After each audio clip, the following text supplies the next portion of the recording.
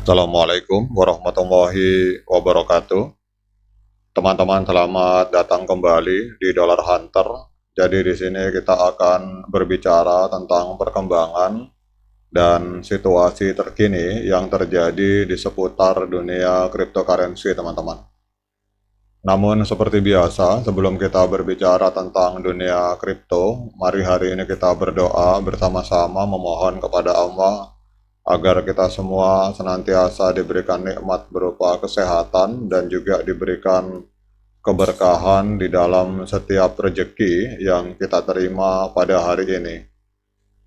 Oke teman-teman, hari ini kita akan jalan-jalan ke sebuah media online yang bernama Crypto Intelligence. Kita akan mengupdate informasi tentang Ethereum, teman-teman.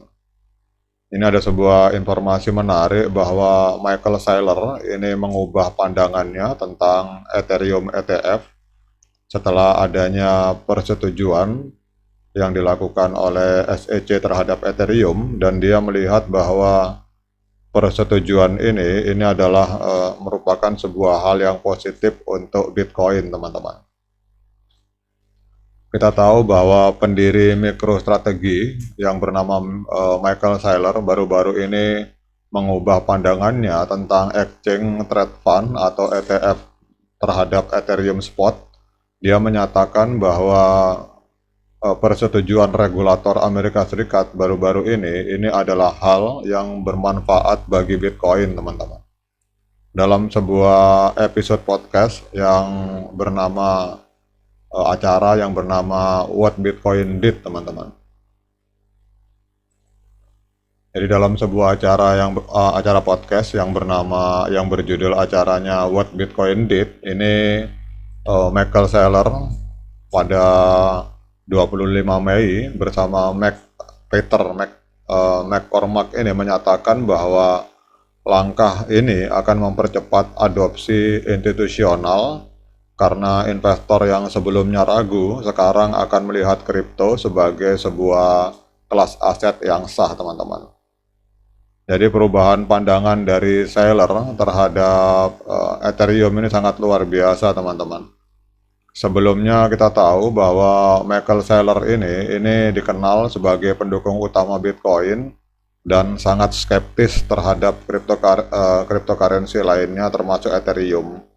Namun persetujuan Securities and Exchange Commission (SEC) terhadap 8 ETF spot pada tanggal 8 ETF spot Ethereum pada tanggal 23 Mei itu telah mengubah perspektifnya, dan sekarang Saylor percaya bahwa persetujuan ini akan menguntungkan Bitcoin dengan memperkuat posisi seluruh industri kripto di mata institusi keuangan, teman-teman. Ada sebuah kalimat yang menarik dari Michael Saylor. Dia walaupun begitu tetap, menurut saya teman-teman, Michael Saylor ini tetap meyakini bahwa Bitcoin tetap adalah sebagai pemimpin di kelas aset kripto.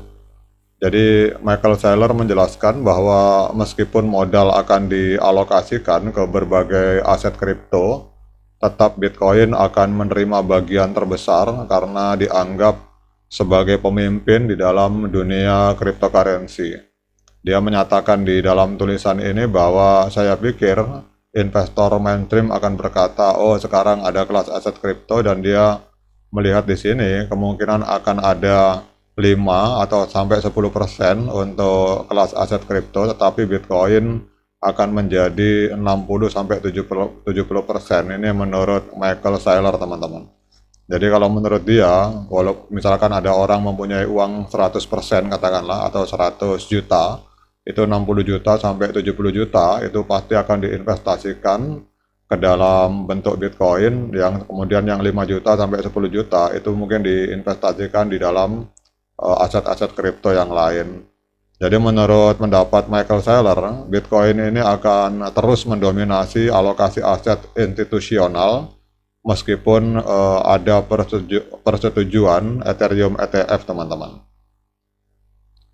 Jadi salah satu poin utama yang ditekankan oleh Saylor bahwa persetujuan dari SEC terhadap Ethereum ETF ini akan mempercepat adopsi institusional secara keseluruhan. Jadi hal ini penting karena adopsi oleh institusi keuangan besar dianggap sebagai salah satu faktor utama yang dapat mendorong harga dan stabilitas Bitcoin, teman-teman. Kemudian dengan semakin banyaknya institusi yang melihat kripto sebagai aset yang sah, maka kepercayaan terhadap Bitcoin dan aset kripto lainnya ini diharapkan juga akan semakin meningkat di masa depan. Kemudian Michael Saylor juga menyebutkan bahwa Ethereum ETF ini akan berfungsi sebagai garis pertahanan tambahan untuk Bitcoin. Jadi dengan semakin banyaknya produk investasi kripto yang disetujui oleh regulator, maka resiko regulasi yang dihadapi oleh Bitcoin ini akan dapat berkurang, teman-teman. Dan ini kalau kita lihat, Michael Saylor menyatakan bahwa Ethereum ETF itu berfungsi sebagai garis pertahanan tambahan untuk Bitcoin. Sebelumnya kita tahu bahwa pada tanggal 3 Mei itu sempat dilaporkan di beberapa media bahwa Saylor ini menyatakan dia memprediksi bahwa SEC akan mengklasifikasikan Ethereum sebagai sekuritas bersama dengan BNB, Solana, XRP, dan Cardano.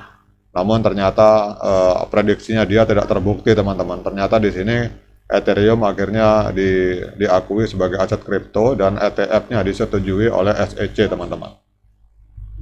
Nah, sekarang dengan adanya informasi ini, kita akan lihat apa dampaknya terhadap pergerakan dari Ethereum, teman-teman.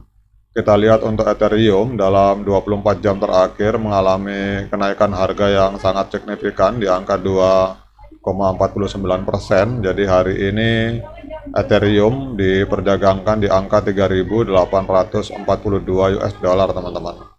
Kemudian secara time frame 1 minggu, ini Ethereum ini kita lihat mengalami peningkatan sebesar 24,59%, teman-teman. Dan juga kita lihat di sini untuk Ethereum, di sini untuk 1 bulan terakhir mengalami kenaikan sebesar 24%.